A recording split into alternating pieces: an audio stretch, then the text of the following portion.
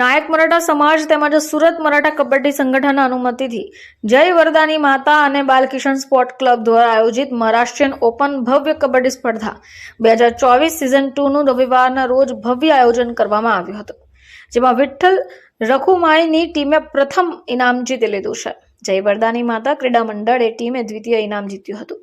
ત્રીજું ઇનામ જય વરદાની માતા ક્રીડા મંડળ બી ટીમને જીત્યું. મરાઠા ફાઇટર રાકેશ કદમની ટીમે ચોથું ઇનામ જીત્યું. તમામ વિજેતા ટીમોને ટ્રોફી તેમજ રોકડ રકમ એનાયત કરાઈ હતી.